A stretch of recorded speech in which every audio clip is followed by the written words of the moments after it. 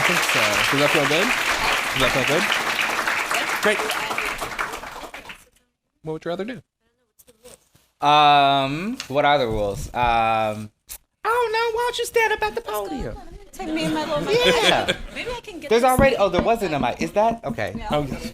I'll take the stand. Get you. You do be. Yeah. Thank you. Boom. Wait. How does that? Yeah. Righty tighty, lefty loosey. Mm-hmm. Hi. Hi. Is it on? Yes? Oh, yeah, cool. Hi, everyone. It is my distinct pleasure to be here to celebrate this very beautiful book written by this very beautiful friend. So here are some poems, and then Sam will read some poems, and Danez will read some poems. How to Say, after Aga Shahid Ali. In the divorce, I separate to two piles. Books, English, love songs, Arabic.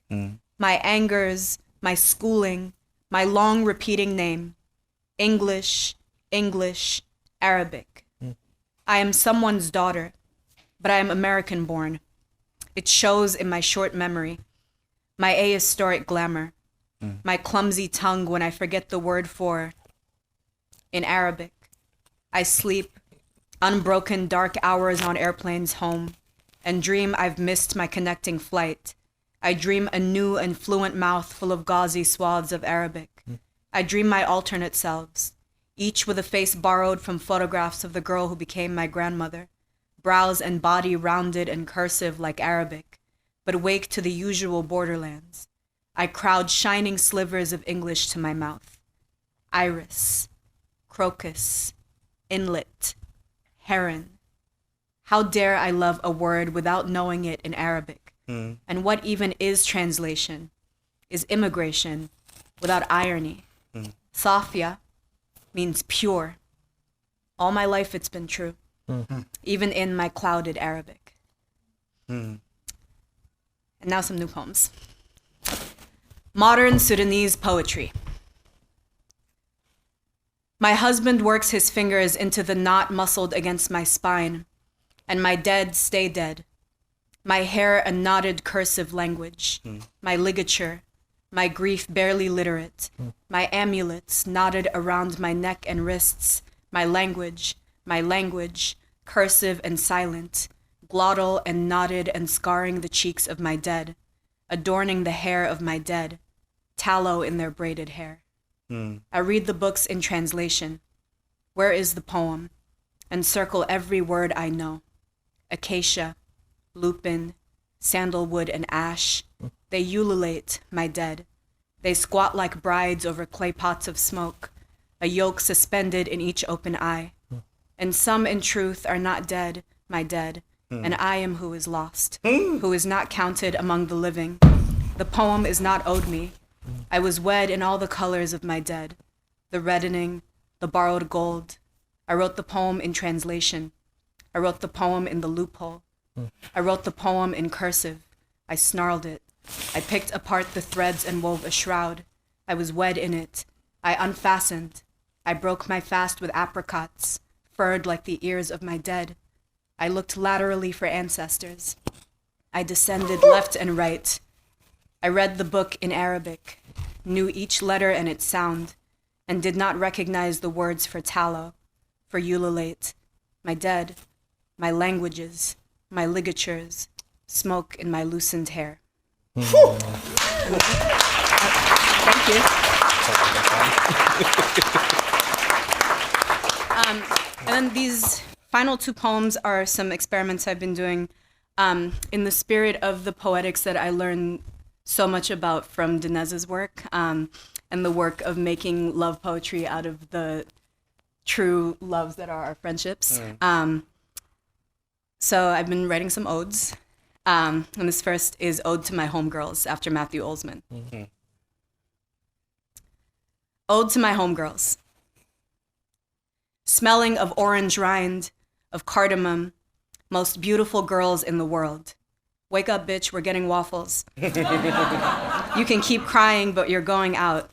My marriages, my alibis, my bright and hardy stalks of protea, and all I know of love I learned at 13, dialing Basma's home phone by heart to three-way call whatever boy, so that weeks later when the phone bill came, only Basma's familiar number beside the timestamp, clearing my name, Basma herself staying awake for hours to hang up the phone after.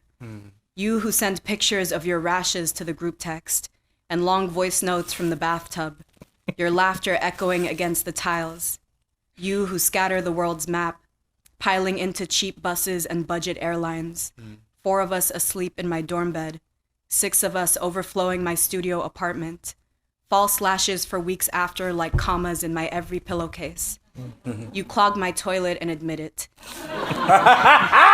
You text me screenshots from the Gucci fashion show, getting rich so I can get you this.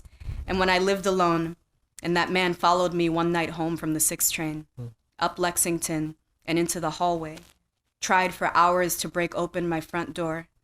You took turns from all your cities and stayed overnight with me on the phone for 3 days, snoring and murmuring in your sleep. Ode to Sudanese Americans. Basma and Rudy were first, each holding a mirror in her arms where I could see my face as their faces, and we pierced our noses and wore gamarboba in our ears, and everyone at the party thought them hoop earrings. And in the New York years, I crowd smoky bars alongside Ladin and Shadin and Majid and Linda and Nidal, Athil and Amir and Al Khair, and Mo and Muhammad and Mo, and we are forever removing our shoes in each other's apartments, ashing cigarettes into the incense burner, making tea with the good dried mint our mothers taught us to keep in the freezer next to the chili powder from home, making songs and dinner and jokes in our parents' accents. And I am funniest when I have 2 languages to cocktail, when I can say remember and everyone was there. The rented room at the middle school on Sundays, where our parents volunteered to teach us Arabic, to watch us bleat alif, ba, ta, tha, and text our American boyfriends that we were bored. And at restaurants, everyone asks if we are related and we say yes. We do not date because we are probably cousins. We throw rent parties and project the video where Al-Balabil sing Guitar al-Shog, and I am not the only one crying, not the only one made and remade by longing. The mutation that Arabic makes of my English, metallic noises the English makes in my Arabic. We ululate at each other's weddings, we ululate at the club, and Hana and Sarah make the mulah vegan. And in English, Safia spells her name like mine but pronounces it like purified. Sews a patch of garmasis to the back of my denim jacket. We wash our underwear in the sink and make group texts on WhatsApp. We go home and take pictures of the pyramids. We go home and take pictures of the Nile. We move to other cities and feel doubly diasporic. And your cousin's co-worker's little sister emails me a list of bigalas in Oakland, brings me crates of canned fava beans from her own parents' basement. And I say Sudanese American and mean also British Sudanese, and Canadian and Australian and raised in the Gulf, Azza and Yusra and Amani and Yasmin. And it's true that my people are everywhere. The uncles driving taxis at the ends of our nights, the pharmacist who fills my prescription, who is named for the mole denoting beauty adorning her left cheek, guardian spirits of my every hookah bar, of my every untagged photograph, of crop tops and short shorts and pierced cartilage and tattoos, of henna and headscarves and undercuts and shaved heads, my tapestries, embroidered with hundreds of little mirrors, glinting like sequins in the changing light. Thank you. Woo!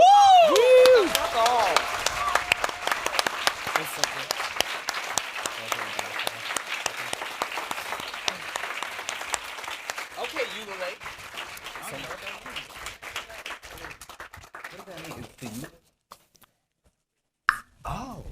Oh. Hi. How are you? Good. Can you hear me? Yes. Okay. You have a mic on your face. Oh yeah. I do. I forgot I was giving a sermon or doing an experimental theater piece.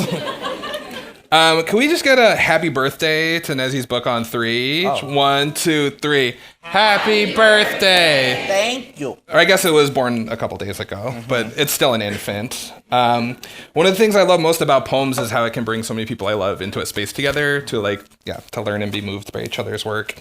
And I love that it's brought you here. We miss you. Hi, I'm Sam. Hi, Sam. Hi. Yeah, I'm gonna read 4 poems, and then we get to celebrate this bitch. So this first one is, I had a lisp growing up as a homosexual and a child. Is anyone else with a speech impediment? Okay, well, some of y'all. So this is for us. It's like modeled off of the scansion forms we had to fill out in order to train the lisp out of our voice, right? There are more S's in possession than I remembered. My name hinges on the S. Is serpentine, has sibilance, is simple. 6-lettered, a symbol different from its sign. Sound shapes how we think about objects. The mouth shapes how sound spills out how a speaker's seen. Astigmatism is the homosexual mystique. My parents sought treatments. I was sent to a speech pathologist, 6th grade. I was schooled, practiced silence, syllabic syntax. My voice sap in the high branches. My voice a spoon filled with sugared semen. I licked silk when I spoke. I spilt milk when I sang. When I sang, sick men tore wings from city birds, so I straightened my sound into a masculinist I. The S is derived from the Semitic letter shin, meaning my swishiness is Hebraic, is semantic. No matter what was circumcised, the tongued Isaac, a son against the stone of my soft palate. Still, I slip my hands into my neighbor's waistband and pull back pincers. Sisyphus with the sissiest lips. Parcel-tongued assassin, sassy and passing for a poison sea. Now, when I say, please, can I suck your cock? I sound straight.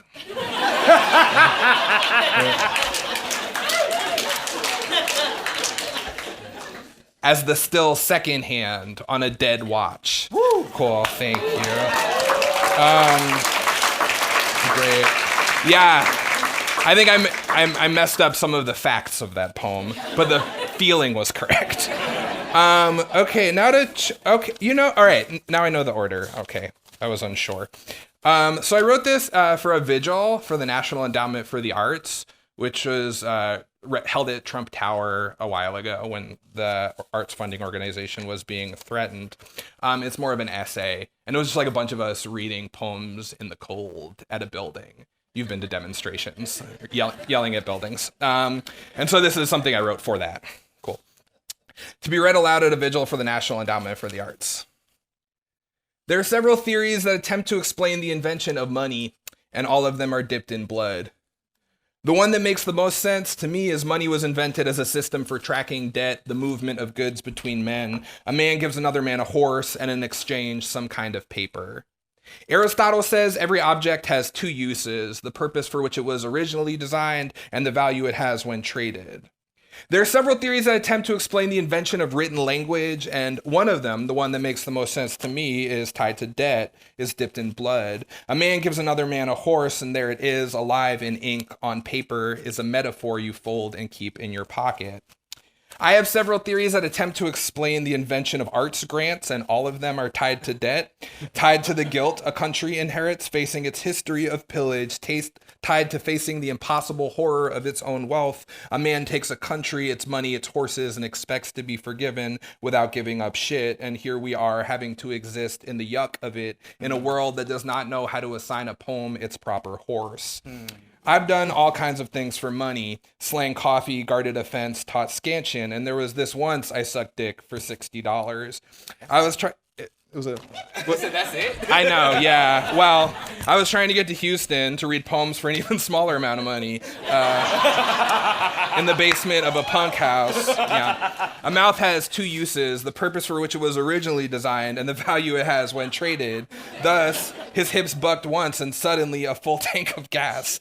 My pockets alive with animals, some metaphor for horsepower. I write about this often, how I hoed for poetry. Later, I received a grant from the National Endowment for the Arts for a collection including some writing about sucking that dick, and suddenly the value of my mouth exploded. Hosanna, my currency multiplied. Now a government-approved throat. In that same packet, though, an elegy for my dead ex-boyfriend, even though he'd hated me, still, I made his body alive again on paper, made it dance for coins, traded his body for sandwiches, for rent. I've got a government-approved sadness, a government-approved debt. I've got a government who wants my loved ones filled with bullets, filling prisons. It's sick how money is always disturbing the dead, always making our lives declare their value against the price of oil, but still you have to pay to live. My family had to pay to be smuggled out from the burning charnel house in Russia, and it's how I'm here. A man gives another man a horse who gallops the fuck away. There's an alternative theory of language that suggests it was invented to approach the ineffable, touch God, give shape to what by its nature is priceless. You, alive in my arms again, all my family, blood or otherwise, around the same table, good, clean water. Every poem I have ever written is trying to get closer to the people I have lost and is failing. Cool. That one. Okay. That was a very talky poem. It's essayistic. Essay from the Latin means to try. Love that Latin. Okay. This next poem, I've been going to all these Never Again Is Now demonstrations, right? Trying to like draw the connections between our particular Holocaust and what's happening in detention centers across the country now. And I think this feels like especially relevant to what's happening in Palestine. And it's a poem in 5 sections. It's sort of like, y'all been to a protest and you say the same thing over and over again, and then like the language breaks down, and then you're like saying these words, and then they sort of are devoid of their meaning, and then re-inhabited with other meanings. Anyway, that's sort of what the poem explores. It's in 5 bits, and can y'all stop between each of them? Colloquial practice? How will we know? Well, this hand right here will instruct or invite you to stop. Okay. Yeah. Okay. I love how free everyone was with when to stop, but one more time. Okay, yeah, that'll do. Actually, it might be better, like off a bit. Okay. And so it's in the Never Again Is Now, right? Is how it's broken up. Okay. Never again is now, is never again, is never, is now. And again is never, is now, and never again is now, is now. And now again is never, again is now, and now, when now. And now again is never again, and never, then never is now. Never blood work, never registry, never passport, never agree to let them search your home, never go out at night alone, never record them so they can see your phone recording, never sign anything without reading first, never sign anything, never agree to speak, even if all they feed you is meats that offend your God, never ask to use the bathroom or have a body that requires a song, never give them a reason, never believe reason has any place here, never attend the demonstration with your face exposed, never wear a mask, never sign your name or trust your neighbor, or believe it's going to be all right. At least the worst is behind us, they sang on their way to the camps. Never let your suffering isolate you from the suffering of strangers. Never believe history is a finished thing, that it doesn't live here in your very breathing. Everything's fine, everything's business as usual. Never believe a word they say. Again, laws are passed following invented tragedies. Again, a nation is manufactured from salt.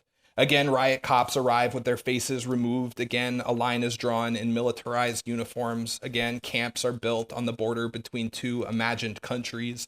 Again, our suffering becomes the garnish on the meat of empire. Again, it's business as usual. Again, the president says the best thing you can do now is shop. Again, my grandmother can't bear to read the news. Again, my grandmother shakes her head and crows fly from it. Again, I write the lawyer's number on the meat of my forearm. Is this my country? Is this my mother? Is this my mouth? Is this my mother's tongue? My mother's tongue? May I use it? Is this Isthmus or Ismail? Is this an island I'm trapped on, separated from my people? Is this landmine this? A landmine? Is this Israel? Is it real? Is it really? Is Israel a state or song you carry inside you? Is it now? Is there camps there too? Is this a test? This assimilation? Is this the reason police didn't break up our demonstration? Is this what my grandparents dreamed of when they fled their country? Is the field narrowing? Is it so wrong? Is it justice? Is this truth self-evident? Is all men created? Is that the light at the end of the tunnel, or is that the end of a barrel of a gun? Now's the hour, now thunder. Now is the time for all good men, now against the wall, now with both hands behind your back, now write down the names of your next of kin where they pray, now is the time, now sign your name on the dotted line, now another people cross a desert stopped by men who believe they are gods, now remember your crossing, now remember your cross, now put this blindfold on, now go out and shop, now business, now pray cops, now that's what I call love, now love your government, now don't give your neighbor a reason not to love you back, now don't throw a brick, don't use your body to block a government building, don't riot for anything but sport, don't flood the street with rage horses, now history begins, now here at the beginning of history, now is history beginning again. Cool. Thanks, y'all. Cool.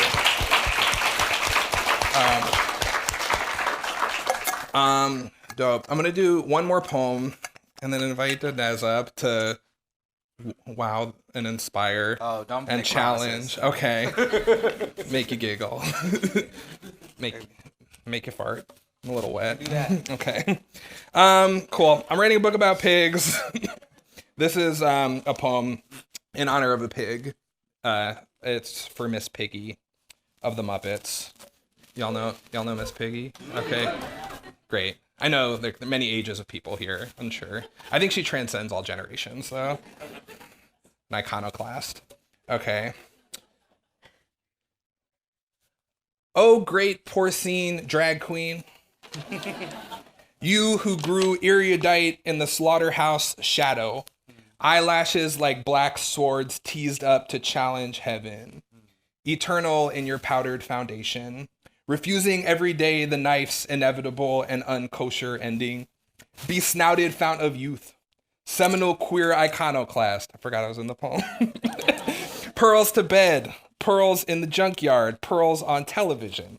Diva of late night, of talk shows, of prime time. Door kicker for the non-conventional romance. Shown us how to love across identities arbitrary as phylum and species. Bless that impossible coupling. How you took an entire frog inside you and remained the same bad pig.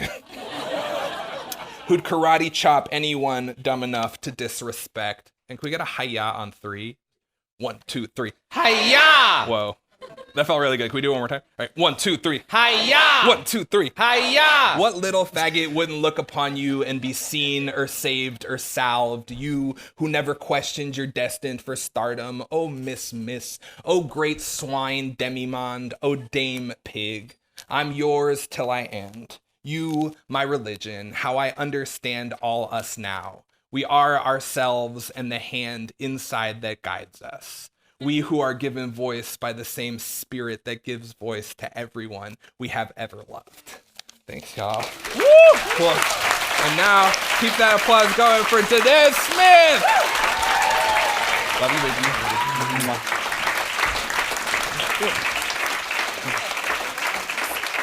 Oh, thank you.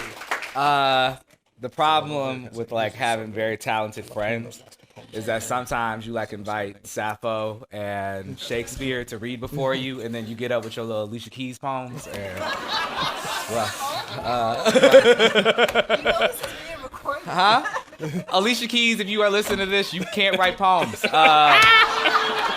Sorry, girl. Put a melody behind it. Read the book. Jewel, if you're listening to. Oh, wow. Making enemies. Shots. James Franco. That book sucked. Damn. Any other celebrity poets? Huh? With all those MFAs. I mean, you know, he didn't get no scholarship, hopefully. Hello, Bay Area. How y'all doing? Yeah, it's like really good to be back here. I lived here for a little bit. It was a good little bit. And it was a weird time in my life. I like got HIV, but it's okay because I wrote a book about it and made a lot of money. I wrote a poem about it. It's in the book. But like this is always a place. It's like it's nice to look out to the audience and see folks that I know both from the Bay and from other places. The Bay kind of catches all people at some point in time in their lives. And it's really just beautiful to be here. A lot of folks that I love deeply, have gleaned a lot from, learned a lot from, looked up to. What the fuck is that? Pent. That's you? Yeah. Stop. Yeah, it's just like really good to be home, and I couldn't ask for a better place to do this first gig of the tour. So thank y'all so much for coming through. Thank you for everybody at the JCC for doing this. I was raised Baptist, and we look up to like our like Jewish grandparents all the time. Thank you for like giving us religion. I always remind myself, my pastor is a motherfucker. Not my pastor, my mom's pastor. I was like, we were Jewish first, right? And like, the dude up there is a Jew. All right, cool. Poems. So the president sucks, right? Cool. And I hope he's dead one day, soon. And in the meantime, I think like what it was the only good thing that came out of his election, I think, was that it shocked liberals, right? Or the ones who like, were like liberal, but like a Whole Foods liberal. Not quite a farmer's market liberal. Definitely not like a grow your own liberal. But like, it was like folks like, I think we had to like hit rock bottom and shit. Right. And like, I think it also like was good even for like me, to like really realize that like, oh, this president's like, oh wait, they all suck, even the black one. And then it's just like, okay, like what is this thing of like citizenship and nationhood? And really it was a chance to recalibrate and decide, you have a chance to actually pledge your allegiance to something good in the world. And who is that? And for me, that isn't like these structures and powers, but it's the folks that populate our communities and our worlds. So this poem is for y'all and all my other presidents. It's called My President. I should time myself because I can look up there. Cool. My President. Today, I elect Jonathan. 11 and also I get uncomfortable with silent shit. And so if you like want to like laugh, scream, clap, whatever the fuck that is, do it. Take a lap around the room, slap your neighbor with consent. And yeah. Whatever it is, cool. All right, cool. The more energy you give me, the more I'm gonna give back. Especially because I'm tired right now. I'm a little jet lagged. I'm on like other time. All right, cool. My president. Today, I elect Jonathan. That's not the part to woo at. You don't even know who the fuck Jonathan is. All right, cool. All right, today I elect Jonathan. 11 and already making roads out of water. Young genius, blog writer, little community activist, curls tight as Pinky swears, black as my nation. Is that Jason Biani? Hi, Jason. I trust the world in his tender, blooming hands. I trust him to tell us which rivers are safe to drink and which hold fish like a promise. And I elect Eve Ewing, who I know would misfrizzle the shit out this country into one big classroom where grandmas finger paint the national budget and uncles stand around smoking blacks, plotting on stars for our escape. She could walk to the podium at her inauguration and say, the future is now. And we would all marvel as the sun and moon started looping the sky like a GIF. It's pronounced GIF, as the cars all learned to fly and our skin grew bulletproof. And Colin Kaepernick is my president, who kneels on the air, bent towards a branch, throwing apples down to the children and vets. And Rihanna is my president, walking out of global summits with a wine glass still in hand, our taxes returned in gold to dust our faces into coins. And my mama is my president, her grace stunts on amazing brown hands, breaking brown bread over the mouths of the sick until there are none unfed. And my grandma is my president, and her cabinet is her cabinet, cause she knows to trust what the pan knows, how the skillet wins the war. And the man I saw high kicking his way down the river, he is my president. And the trans girl making songs in her closet, spinning the dark into a booming dress, she too is my president. And Shonda Rhimes is my president. And Nate Marshall is my president. And Trina is my president. And the boys outside Walgreens selling candy for a possibly fictional basketball team.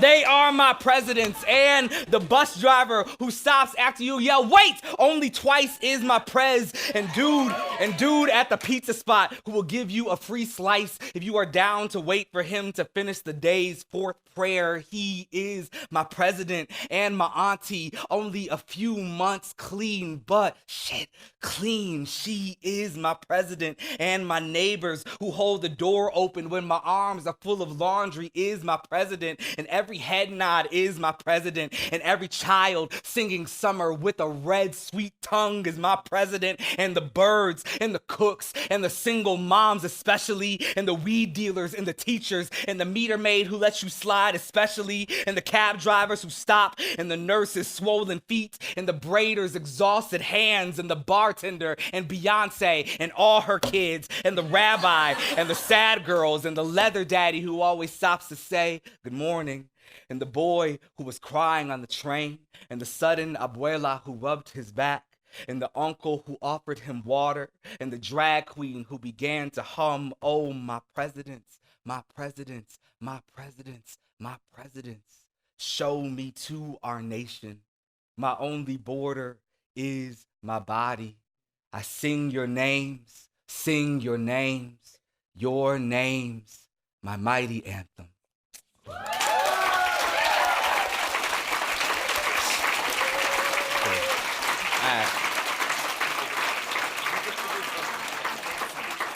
Cool.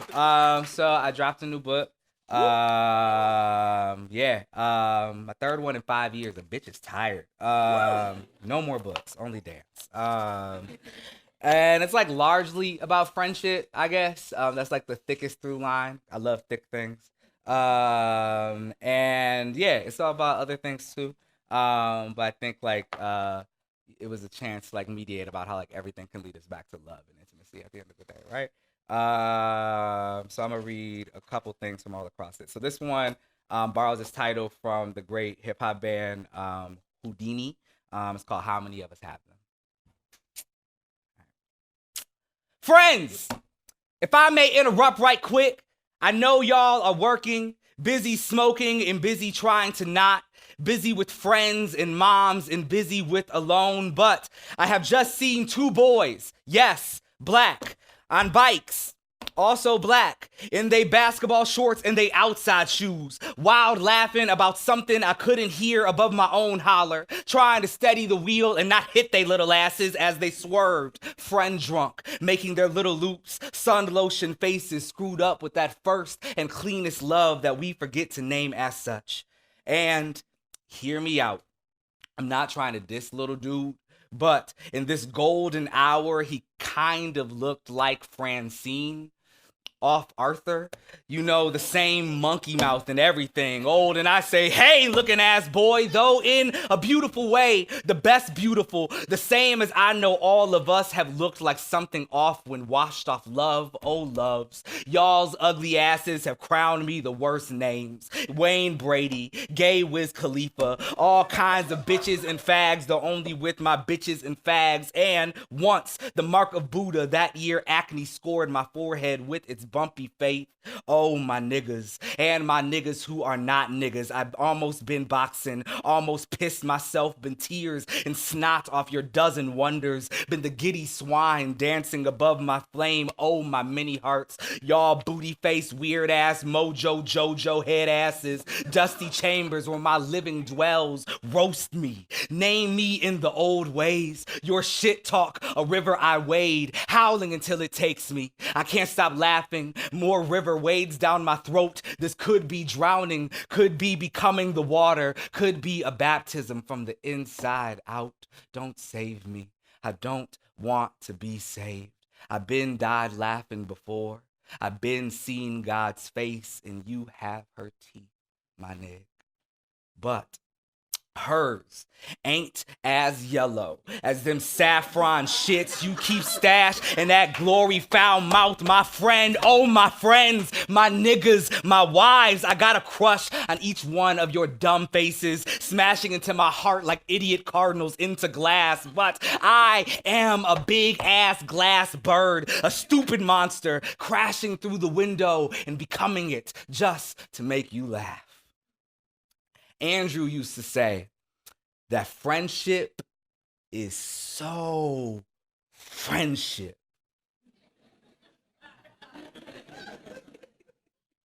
And ain't it? Even after he gave it on over to whatever, Andrew was still my nigga. When they turned his body to dust, he was still my dusty ass boy.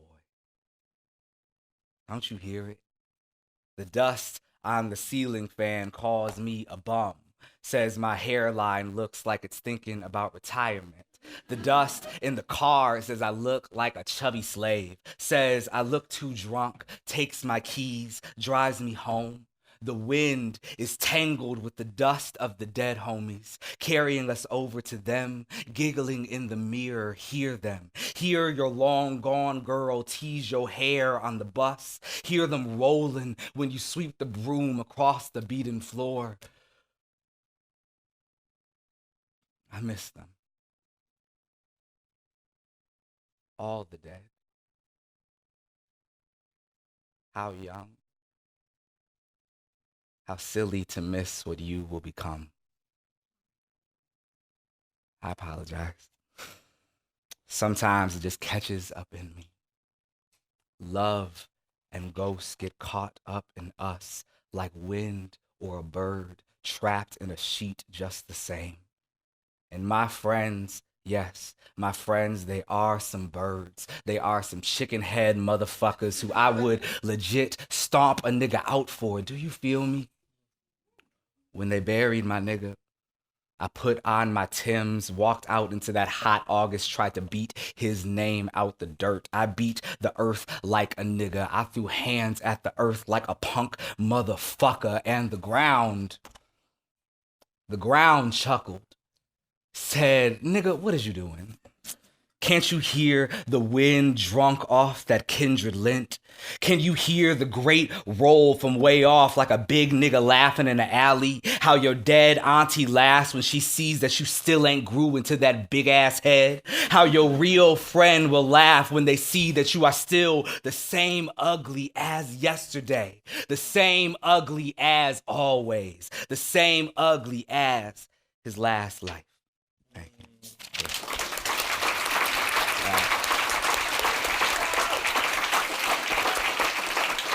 Cool. So weather in California is fucking weird. And I didn't realize how much I missed the seasons until the seasons didn't change when I lived here. It really fucked with my memory. And then it did. I didn't know if like something happened like 2 weeks ago or like 6 months ago because it was like, okay. So I wrote this poem when I was leaving California and like had missed my seasonal depression. All right, cool. I'm going back to Minnesota where sadness makes sense. Oh, California, you don't you know the sun is only a god if you learn to starve for her? I'm over the ocean. I stood at its lip, dressed in down, praying for snow. I know I'm strange. Too much light makes me nervous, at least in this land where the trees always bear green. I know something that doesn't die can't be beautiful. Have you ever stood on a frozen lake, California? The sun above you, the snow installed sea, a field of mirror all demanding to be the sun. Everything around you is light and it's gorgeous, and if you stay too long, it will kill you. It's so sad, you know? You're the only warm thing for miles, the only thing that can't shine.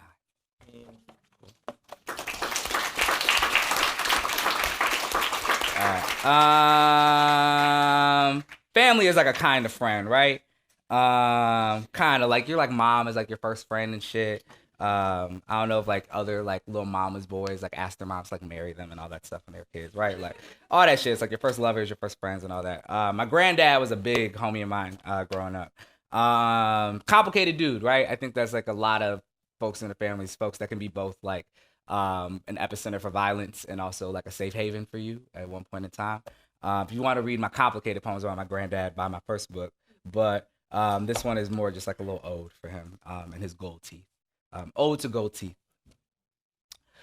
Gold gate of Grandpa's holler, Midas touch his blue hum. Honey meadow perfuming prayers, crowns who crowned his crowns made even his vomit expensive. Gangsta grill before gangsta grizzles marked my granddaddy OG of the gin sermon and front porch tabernacle, made everything he said sound gold-rimmed Bible or gold-rimmed tires. Gangsta white walls, TV antennas cross the back of your legs, talk smart, even his punishment sparkled. Oh, his golds. When I was young, I thought your mustard gleam meant my papa was a kind of hero, alien or stone. So confused how he hid all those suns so near his tongue. His mouth held the day hostage but didn't swallow it. Oh, butter glow, country tiara, ghetto kingdom of molars, glinting hallelujah, pork stuck near the black gums. Forgive me, citizens of my papa's dead mouth.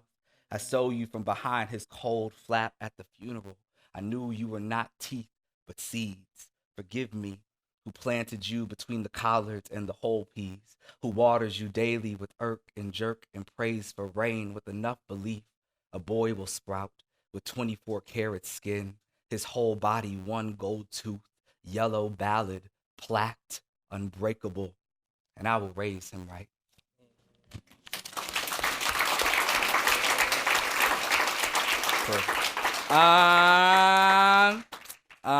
So Human Win was supposed to read with us tonight. Well, never was. In my head he was the bitch, but he on vacation or something. But this poem is for him. One of my Hugh lives here now. And if you have not got to witness Human Win reading poems, I suggest you do that urgently. We're both from Minnesota. We went to the same high school and stuff.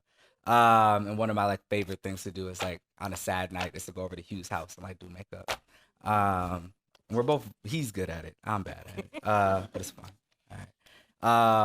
And this poem is for him. It's called My Bitch. Oh, bitch. My good bitch. Bitch, my heart. Dream, bitch. Bitch, my solve. Bitch, my order. Bitch, my willowed stream. Bitch, my legend. Bitch, like a door. Your name means open in the language of my getting by. Bitch, sesame. Let's get together and paint our faces. That was funny. Let's get together and paint our faces the color of our mothers. If our mothers were sad men, only soft in bad lights. Let's swirl the deep grape and coffee pencils until we look like odd planets on our way to looking like the daughters we secretly were. Caked and cakes hairy, just short on grace. We look terrible when we're the most beautiful girls in the world. Bitch, my world. Bitch, my brother. Bitch, my rich trust. I miss you most when they kill us.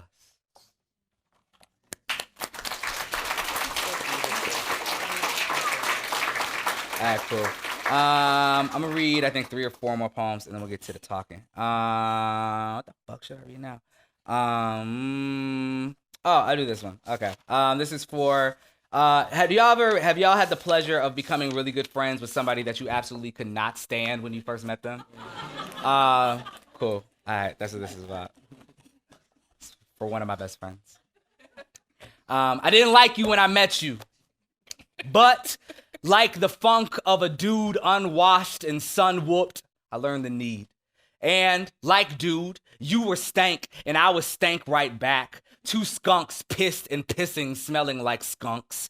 But somehow, was it a mutual hate of a stank or fuck? A song our dueling shoulders found each other in, a synced nod, being the only of our kind in a room full of not us. Here we are, friend. 2 stank bitches, thick as mothers, a little gone off love's gold milk.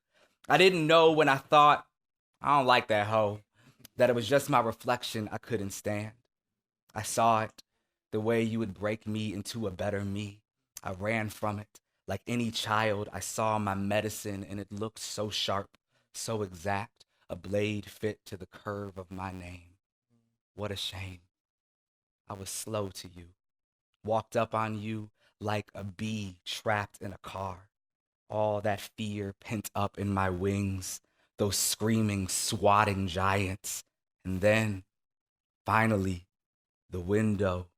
The wind, the flowers, the hive, my queen, my queen, my queen.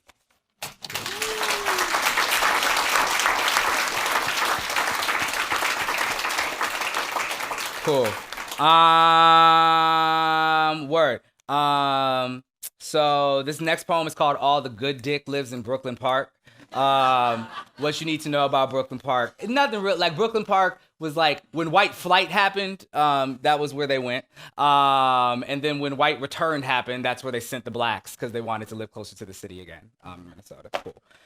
So like now, yeah. So Brooklyn Park is like a former suburb that like somehow looks like a hood again. It's great. Cool. All right. All the good dick lives in Brooklyn Park. And where do they keep the good shit in your town?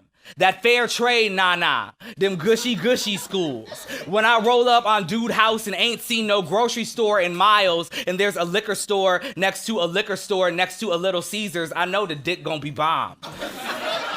There's a stereotype here. Mandingo myth, slave quarter bathhouse, animal, experiencing need and so down for whatever. That project dick. Section 8 inches. Pipe so good make you wanna call the super. When in the moment I like to tell a nigga to fuck me like alone. May all the hood niggas who humor my wet be blessed with some fly shit. 24s, condos, enough, and maybe some health care. I swear, buddy who rocks me best grows thinner by the day. He can't afford the pills that keep me round and blood quiet. I told him they got programs for prescription assistants, doctors, all kinds of help, but that would mean to admit what we try every day to forget. My poor God, all kinds of broke a body can be. I kiss him with the pill still coming apart on my tongue. We split it like gas, like the brown blunts, brown guts. Cool. So, an amount of more poems. Cool. I don't know. All right. Do y'all have a family member that you love very much, but that you're like, I know I do, that you love very much, but also like life would maybe be a little bit easier if they went like, poof. Cool, got it. Waiting for you to die so I can be myself.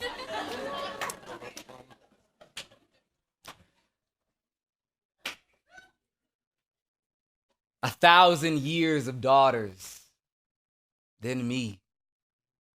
What else could I have learned to be? Girl after girl giving herself to herself. One long ring shout name, monarchy of copper and cold shoulders. The body too is a garment. I learned this best from the snake undulating out of her pork rind dress. I crawl out of myself into myself, take refuge where I flee. Once I snatched out my heart like a track and found not a heart, but two girls forever playing slide on the porch in my chest. Who knows how they keep time? They could be a single girl doubled and joined at the hands. Shit, I'm stalling. I want to say something without saying it, but there's no time. I'm waiting for a few folks I love dearly to die so I can be myself. Please, don't make me say who. Bitch, the garments I'd buy if my baby wasn't alive. If they woke up at their wake, they might not recognize that woman in the front making all that noise.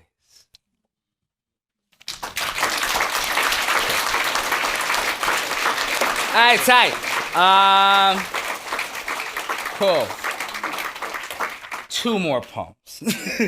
I like reading a lot. Okay, it's been a while. I know it's my fucking read. You know shit. Damn it. All right, cool. It's my time. I do what I want to. All right. This one is called My Poems. Cool. One thing that I like learned while writing this book, I guess I just want to say, is that like in order to like deeply, what I thought about, it was like to deeply love someone and like really like what that word like I would kill for you means a lot, or like I would revolt for you, or like whatever it is. Cool. All right, cool. My poems are fed up and getting violent. I whisper to them tender, tender, bridge, but they say, bitch, ain't no time, make me a weapon. I hold a poem to a judge's neck until he's not a judge anymore. I tuck a poem next to my dick, sneak it on the plane. A poem goes off in the Capitol, I raise a glass in unison.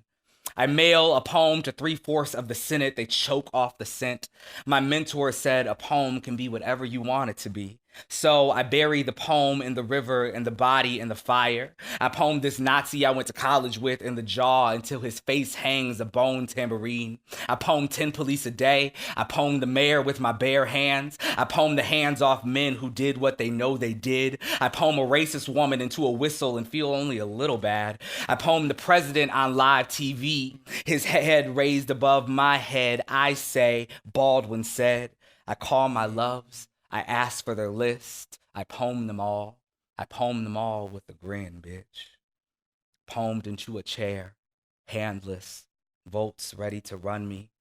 They ask me what I regret. I say, multitudes, multitudes, multitudes. Cool.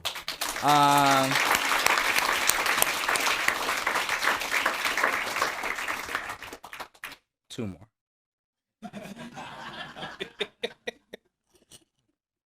I love you too.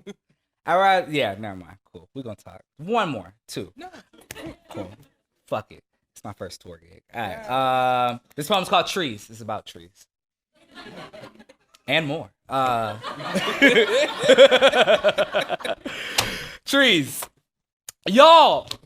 They look like slow green explosions, thick as the best fro in the click, a click of them, a whole hood of soft jade, stadium of limes, how they look, gathered at the roots and at the leaves. Woo!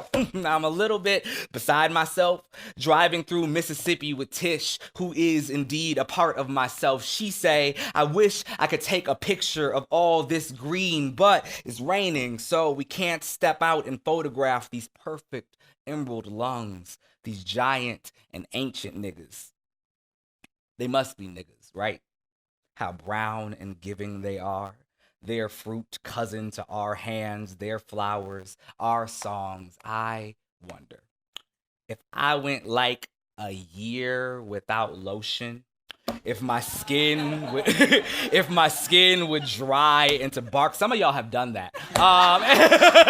I wonder if I went like a year without lotion, if my skin would dry into bark and naps would drink the day as my toes kinked with thirst. Do you think that's how trees were invented? A bunch of niggas stood still in a field, waiting for a sign from older gods, their breath a prayer until breath was their only action. Oh, if I could be a tree, I know God is real.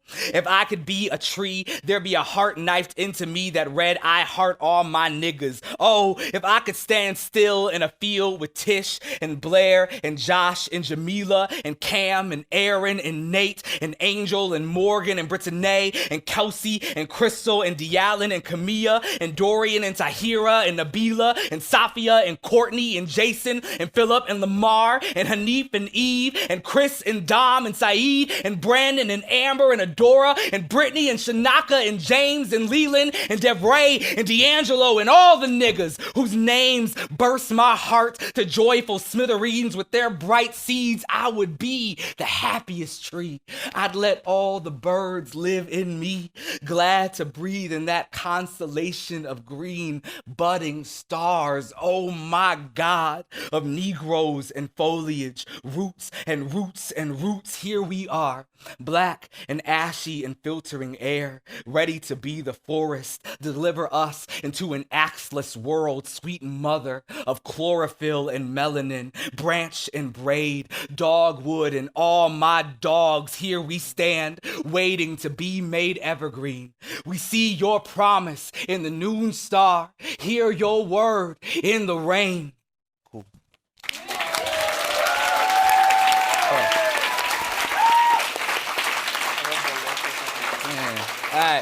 Last one. I'm way over time, but it's my time. And then we're going to talk for a brief little bit, which is my favorite kind of talk, honestly, and why I didn't feel bad. Yeah, you know, I know how it is. Cool. And then we'll get the fuck out of here. So this is called Acknowledgment. It was like written like with like these little notes about my own friends. And like I asked Facebook for stories about their friends, and I made a poem out of it. What do you need to know? So it should have numbers, but I hate the way numbers look on the page because, and so I just put little dots. So I'm just gonna say one in between each poem or between each little section. Shout out to Thule Zuma. If you're here with a friend, I think this is a lovely little poem to like touch their hand, or like or like look into their eyes lovingly, or put an arm around them. You know, whatever chums do these days. You know. Chum is a horrible word. Okay. Sounds like chewing cum. Yeah, there we go. Okay. All right. Acknowledgements. 1. You saved me half a bag of skins.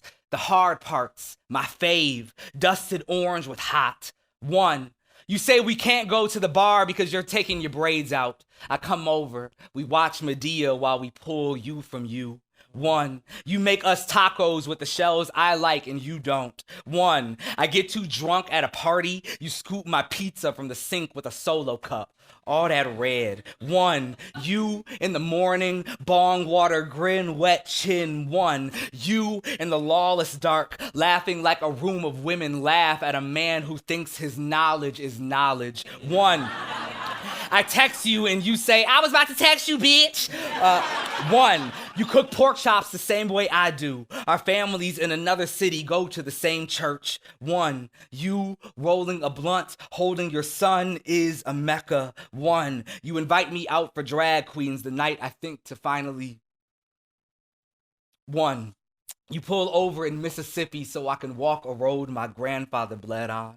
1. You gave me a stone turtle. It held your palm scent for a week. 1. I call you mama, mama. 1. You request like a demand. Make me some of that mango cornbread. It's good, y'all. I cut the fruit, measure the honey. 1. You and you and you and you go in on a dildo for my birthday. You name it, Drake. You know me. 1. A year with you in that dirty house with that cracked out cat was a good year. 1. At the function, I feel myself splitting into too many rooms of static. You touch my hand, and there I am. 1. Do you want to be best friends? A box for yes, a box for maybe yes. 1. Did our grandmothers flee the fields of embers so we could find each other here?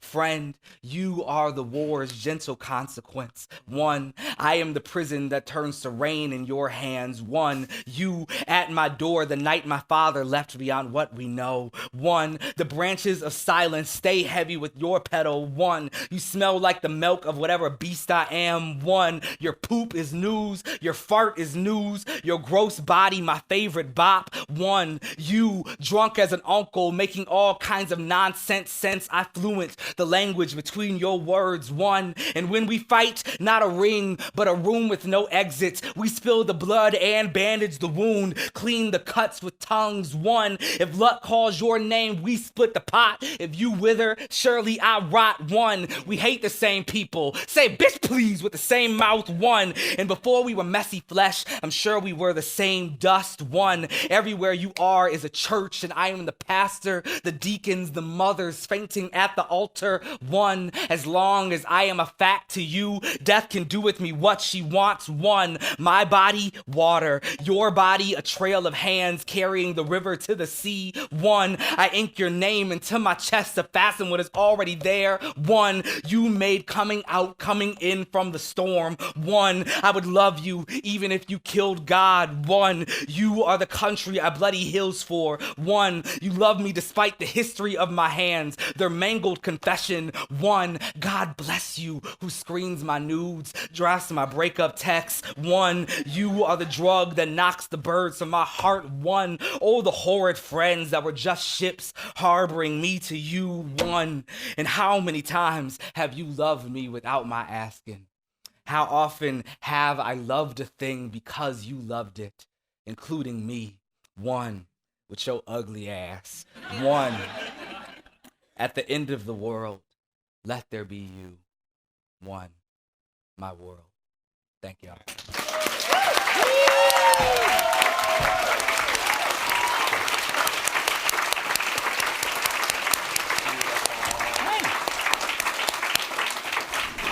All right.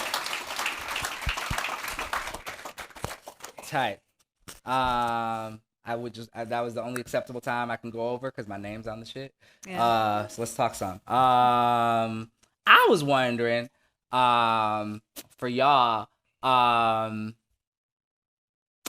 guess like because we've been poets for a long time, like have known each other for a long time, and it's like weird to like know professional poets when you knew like they're like 19-year-old shit. I guess who has been your longest literary friendship and what have you gleaned from them? My longest literary friendship is our communal beloved Aaron Samuels, who I met when I was 16 years old, because he was Reggie Kabiko's intern and I was on the DC Youth Slam team. And I think I have tried in years since to model a lot of the ways I show care after the ways that he has consistently shown me care in all different phases of my life, in all various places that I've lived and jobs I tried to have. Where even just the act of checking in, of being like, how are you doing? And also like, what do you want to accomplish? Which I think no one in my life had asked me before Aaron became my friend. I think has really taught me to advocate for myself. And I think has taught me just the art of the check-in. Yeah, I think all of my like earliest literary friendships, many of them have like corroded. You know what I mean? Like, so they're not sustained relationships. I mean, I lived in a car for a year with 3 other writers. Oh, y'all gotta hate each other. We don't like talk. But those 3 folks were probably the first. I think the person I talked to still is this poet Nick Elihillo, who is currently living in Australia. Say a prayer for them. And they're I think they're the first person to teach me like how strange a poem could be. We used to read poems at 16th and Mission together. That's how we met. They do like a weekly open mic on the street corner, or there used to be. I don't know if it's still there. But yeah, they would just read these like very strange spiritualist poems in like a loud street corner where everyone was yelling, and somehow everyone was able to reorient themselves toward their particular cadence and voice. And I think that sort of like quiet self-assuredness is something that I've always sort of like tried to write toward, or to like understand how you don't have to like perform for anybody. Yeah. What about you? How about you? Probably probably Human Win. And when I first met him, he was just like this little sophomore who I would yell at a lot to go to class. I'm so happy that bitch is like surviving, because did not think so. At Stanford. Bitch is at Stanford now, and like is thriving and is currently in Hawaii on That's vacation. right. So Yeah. she's fine. barely graduated from college at Stanford, or from high school. Shit, didn't go to college. At Stanford. That's tight. I think Hugh has been like somebody that I've really learned that you're never too good to do something else. I've seen Hugh excel in so many different ways in poetry, and everything would have been satisfied or satisfying, I think, in the ways in which, especially in the last couple of years, I think that his hunger for a deeper complexity and strangeness and even clarity in his work has been really beautiful to witness. Somebody who was already, to me, one of the best poets I knew, still being curious about who else they can be as a writer. It's a constant reminder that, like, don't become a really, it's not, I love being a one-trick pony, and maybe 2 tricks is good. So I guess that's what I get from him. Hugh also just bought a sewing machine, so it's about to be a 18th trick pony. That's right. And as a photographer. I hate that bitch. And dresses really cute. Does graphic design. Wow. You almost Yeah. don't want to talk to him. I know. He I doesn't would hate like him if I didn't love him so much. Right? Anyway. I had a question for you. What's up? It was about writing this book and thinking about friendship. Is like when you like were writing to particular people, were there ways you like called them into the room while you were writing, or like You know what I mean? Like, was there like a practice in like how you decided who to write to and how to write to them, or did it just how did that come off for you? I mean, a lot of it was organic. Like, honestly, I didn't know I was writing this book until half of it popped up. Yeah. You know, I think that's how poems work for me. Like, I think if I say I'm gonna write a book about something, I never will. But if I allow myself to organically search for something, then eventually I will find it once it's abundant enough in my mind. And so I didn't know I was writing this like book that's loosely about friendship until I was like trying to see what poems I'd been writing after a while and gather them up. I was like, oh shit, there's like 40 pages about friends here. And what the fuck is that about? And so once I had that, it felt like something I could lean into. So some of those poems came naturally. A lot of the book revolves around, not a lot, but some of them more, I call them like bay leaf poems, like the poems that help you cook, even if they might get taken out later. So a lot of those, I teach analogies, work for students. A lot of those revolved around the death of a friend of mine, Andrew Thomas, who passed away in 2015. And so a lot of those poems were really nothing but more than like diary entries of me trying to mediate that grief, and also trying not to let grief be the last memory I had of him. And so a lot of it was growing out of that. And then there were like poems that were about specific friends here and there. Some of those got moved out. Like I had like this like poem for like our friend Fatima Asghar, who like I just can't find anywhere. I don't know what the fuck, maybe it got lost in the computer. And so a lot of those joints, I guess, were just like helping along the way. What would I do intentionally once I knew I was writing a book about friendship? I mean, it was really simple. I'd write the person's name at the top of the page. And I'm a sentimental ass bitch. And so if I just like look at like Sam at the top of a piece of page and I'm like, oh, and then a poem will come out. But you know, I think it also helped really hone in the language, you know, a little bit between my own interests in like moves and syntaxes and stuff like that, and really thinking like, okay, how, like, what does it mean to write a poem for this person? What is language that moves me closer to them and that doesn't just revel in my own linguistic interests as a poet, but rather builds this syntactical bridge between me and them that is like source from like shit we've talked about or language that we use within our like our love. So that was very helpful to just think about the tiniest audience as possible. And like, what does it mean to only write this poem for one person? And eventually I'm going to publish it and like let the world in or whatever. But for right now, it really is only about like moving this one person, and everybody else can just be moved along with them. Which title was the title first? The book has two titles. Yeah, the book has two titles if you haven't opened it yet. So one is called Homie on the front, and the other one is My Nig on the inside. Which one came first? There was actually like another title before that was just bad, and I don't need to say it. And so like curious. I think I was like thinking about both Homie and My Nig, and like TBH, like, you know, like them white people at Grey Wolf love me. And so I think if I would have just, I think I could have walked in there and been like, we're calling this book My Nig, and they would have been like, okay. But for me, you know, I understand like the world and the publishing industry. You don't want your bio for all time is to be a bunch of white people being like, Danez Smith, author of My Nig. You know, and it's just like, oh, like probably gonna say my name wrong and say nig wrong. They're probably just gonna say my nigger. And I was like, oh no, what have I done? But no, actually, like I just didn't want to do what rappers do, right? Which was do this thing of like unleashing the N-word upon a like the schoolboy Q trick. Yeah, you know. And I know, you know, I'm a poet. I have like these like, I need my rent to be paid. And so I just thought, I was like, okay, I named my book My Nig.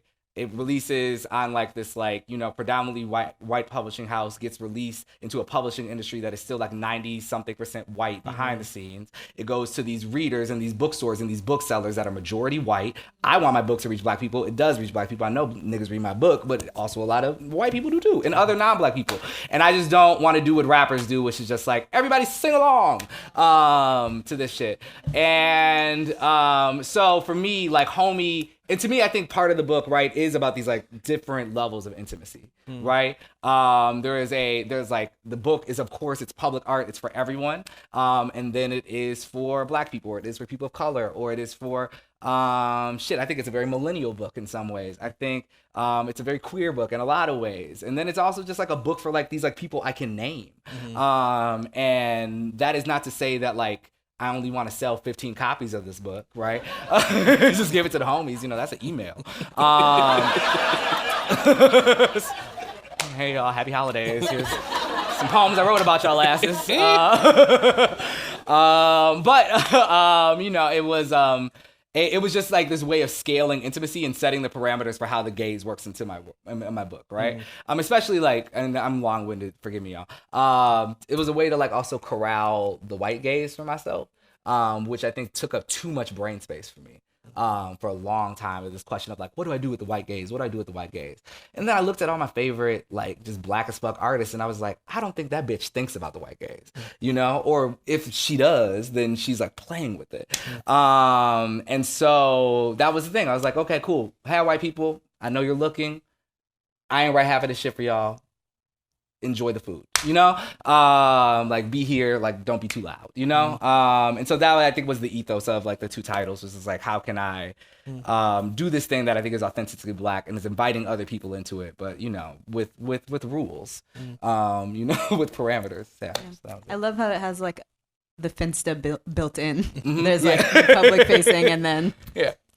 I love a Finsta. Yes. Love a Finsta, my true medium. Yeah, a book Finsta. Wow, that's I just learned what that is. It's a secret Instagram. Yes. Much like the book's secret title. That's right. For those who don't. All right, so why don't we kick it out to the audience and see if we can answer a couple of questions this way too.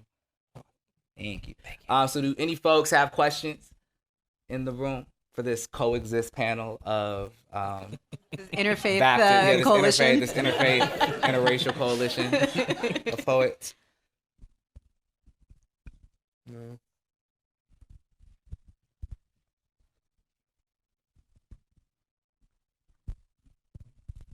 How hard is it to tap into the tenderness in a lot of your poetry? Not hard for me. I'm a tender ass bitch. I think the thing that's actually like easy, what it was hardest to do away with was this very sexist idea that sentimentality is a thing to shy away from, right?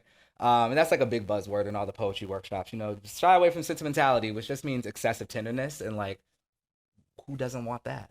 And I think that was actually a challenge of the book, was how to embrace sentimentality and not really feel this like genre shame about really being abundant with love. I think you solve that by also just like not sticking in one emotion. You know, to me, like, tenderness is also brighter or softer even when there is the presence of something hard there, right? Joy is, to me, often most visible when juxtaposed with something else, whatever the opposite of joy is that day, whether that be anger, pain, sorrow, melancholy, whatever it is. And so, yeah, so it wasn't, for me, like, being this tender ass bitch, it wasn't hard to find that. At least just it feels like, you know, if a book about love is a book about tenderness. It just sort of invites it in that way. But yeah, but like just not feeling shamed about it. And I think I did write a couple of things that like were very cheap for a while, like experienced very deep writer's block for a while with this book, like 9 months where I just wrote shit, absolute shit. And it was, I think, because I was trying to play into tenderness instead of letting it happen. And I think what happens when you let it happen is you realize tenderness is foul. It's profane. You know, it has edges. It's not just this rounded, you know, unpuncturable thing, you know, but you cut it up. And so, yeah, that was it. Allowing tenderness to like seep into like to live alongside all these other feelings and stuff like that. What's up in the debate? Morgan Parker taught me at a reading and the fellow audience to ask this question, and it's really simple. It's how are you all doing? Morgan taught you. I wouldn't. Shout out to Morgan. She's one of my favorites. I actually would not answer that question in a room full of this many strangers. So I'm okay. I'm gonna tell them later. Yeah. Do y'all want to answer that question? I'm happy to be here right now. Yes, I'm a little hungry. Yeah. But otherwise delighted. Yeah. But thank you. That felt like a sincere ask. I do appreciate that. I just, you know. Next question. One day I'm just gonna say like, bitch, I'm not okay. Okay, go ahead, sir. Hi, Danez. Hey. So I want to ask you about rice because I heard you don't like rice. And I haven't read the book yet. I'm excited to read it, but I know there's a poem called Broken Rice, so I don't know if that's about your hate for rice or not. But if you could just explain a little bit about why you don't like, because I love rice, and I was like really heartbroken to hear your strong opinion. So if you could elaborate for us, that'd be great. Wow, I truly thought RiceGate 2019 was behind us, but At every stop on this RiceGate tour. has come up at like my last 4 readings. I did 3 interviews yesterday. Rice came up in 2 of them. For those of y'all who don't know, there's this thing called Twitter, and I one time on Twitter I said that Rice sucks, with a lot more words. I was like gunning for Rice. And you know, I think I've been roasted enough in the in person and in the group chat and in public to admit that I might have been wrong, but not all the way. Not all the way. I think Rice in and of itself, bottom 5. But I am willing to recognize Rice as a vehicle for sauce. Okay? I am willing to recognize that the juicier bits of whatever you're eating that you don't want to stop eating once the thing is gone, then can, you know, the rice puts that on. The rice is a chameleon in that way, right? I'm not actually tasting rice. I'm tasting, you know, this oxtail, right? Just furthered along by this rice. thank you for trying. But like, you know, rice, like how some people be like, ooh, just a little like, you know, salt and butter. I'm like, fuck that. Well, these little, I don't know. Plus, like, I don't know. It just looks racist to me. Please give our community privacy during this time of healing. You know, my family was mad at me about this too. And that was the thing. My family did not eat rice. I did not come from a rice home. And so I feel like my ancestors failed me. Wow. And that's not my fault. So yeah, we're all still working through this. Shout out to community. pork fried rice, though. That is my shit. Okay. It's very tasty. And, like, yeah. That's like the one rice I really fuck with. I'm sorry, y'all. Wow. But there's like hella rice in the book. Like when you read the book, it's like 8 poems in there that like rice gets like a very positive shout out. So you're a speaker. So like while I don't, it's like that thing like right, I don't like French toast, but I make it for my friends at breakfast. I don't like rice, but like it'll be there. Like, you know, like y'all had rice. You don't like rice, but your speaker likes rice. I understand that it is a community resource, you know? The speaker of the poem The likes idealized rice, speaker. Yeah. but not the The autobiographical speaker of the poem I. actually doesn't like rice. The speaker of the poem is just like, there's rice. It's like a an offer, cataloging, you know? a Yeah. factual cataloging of rice. Okay, yeah, so RiceGate is maybe still happening. Yeah. No, it's just fuck rice. No. Wow.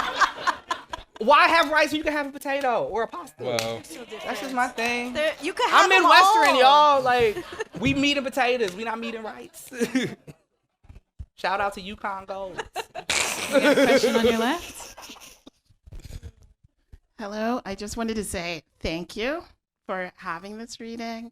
And I so much enjoyed it. And I enjoyed the 3 of you together. And I was wondering if you ever thought of doing another reading as the 3 of you together so that the people who aren't so in tune or who might not have known could come to see you at another time. We would all share this amazing moment and you could share yourselves with other people too.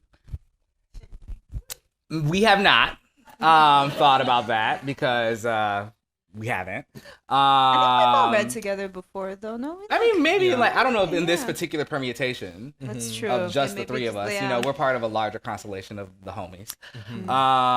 You know, but I think the thing is like, sure, we're great, thank you. But it is such a good time for American poetry right now that you would not believe. And so, like, you know, I see like 18 good readings in this room right now, right?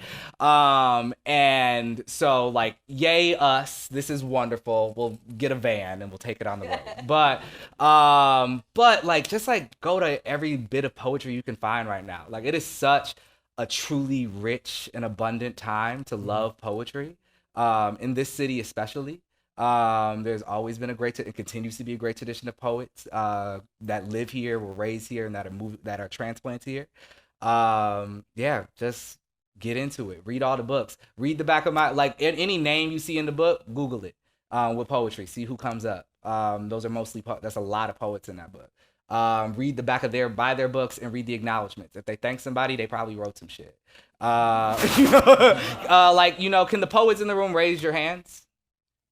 Talk to these people, right? Like, that's tight, but like, yeah, so like, we cool. The three of us might do some shit. Well, I don't know. Yeah, cool. I think a web series would be really nice. Yeah. I think we invite like a Buddhist and an atheist on this thing and like really take this thing take us on the road. Take us on the road, yeah, for sure.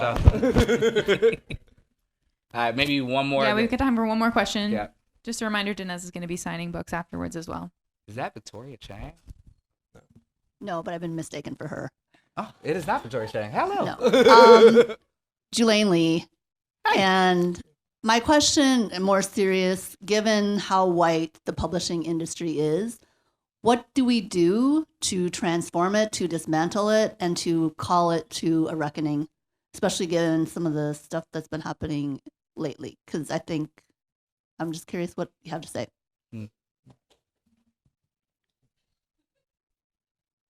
Are we talking about American Dirt, by the way? Okay, cool.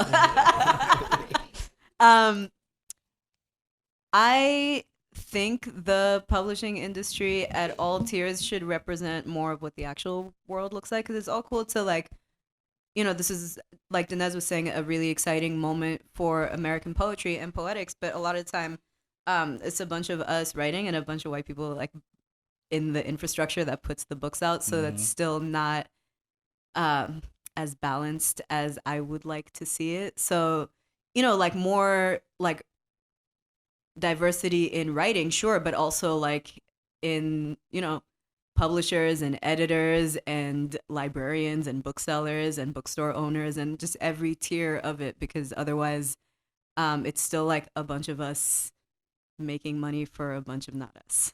Yeah, that's all I got. I think about like a lot of the major small presses that are now like large small presses were founded in like the 80s and 90s, right? And were small, but then had like corporate funding behind it that allowed them to become like a larger and have a larger readership. Yep. And I think there's also like a radical press movement in the 70s, right? Of like, writers, like tons of presses that were like allowing new and exciting work to happen. So I think it's like investing in other organizations instead of like the fetishized like print objects. Maybe, but also figuring out how to reallocate money to like people to allow them to do the work that needs to happen. Yeah, I don't know. Love a zine. Zines are great. I don't have any answers. Support small presses. Donate to the shit that like, to the Kunimans and the Kavikanums and the Contamundos of the world that are out here supporting marginalized writers, the Lambdas of the world. Yeah, I don't know. Put pressure on people's neck to like hire. I don't know, like don't buy from Penguin. I don't know, but do buy from Penguin because they like publish good stuff. I don't know what to say. It's just like, I also don't know if I want to dismantle the publishing industry because I like books. I want to change it. I would love to see, and like I do support the presses that I see, like places like Little A or One World that are like putting people of color in these like lead positions, right? And it's amazing to see, when you can look at a MASH head and know that like that is like 3 women of color that are picking and choosing those books. That is powerful. So yeah, so do your research and like pour into the places that you feel like doing the work that you want to, right? There's a lot of like British presses that I won't buy from because they don't have any people of color on their list. There are American presses that I don't fuck with just because I know that they don't treat their authors right? And sometimes that's like insider shit where like you gotta be in the know to know that like X and X press is actually not as tight as they purport themselves to be. I think like we can like be intentional about our dollars. I think that's a way to like fight capitalism with capitalism. Yeah, I mean, like, when you see somebody out there that's like doing the work, like figure out what you can do to help them, right? For me, like with the little bit of money I have now, I'm nobody's rich. That's the thing about when poor people get a little bit of money, you automatically try to give it away. But like, I like pay folks submission fees for stuff, right? When like there's students of mine that I know are like entering the school year, I like pay for their books, like little stuff that I can do like that, right? If there's a writer that like I see that just like needs a little bit of support, but they can't get into some of those larger things, I say, come over and we'll like sit down with your manuscript and like really figure this out, or like I'll like look at your poems for a little bit. And those are like the tiny ways that we can really just help each other out in community, that make those things possible. You know, like gossip about your friends in the good way, right? Like I'm all like, when I see editors, I'm like, have you read this person?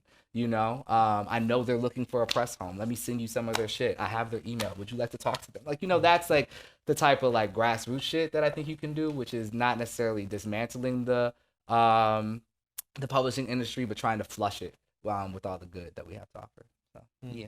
All right, thank you so much to everybody who came out. Yes. I'll be signing books right out this way. Do they have y'all's books out? Do we have Sam and Safia's books outside too? No? Yes, we do. Yeah, so everybody's books are out there. Come get them signed. Talk to us. If you have another question, we'll talk there. Appreciate y'all. Have a good night.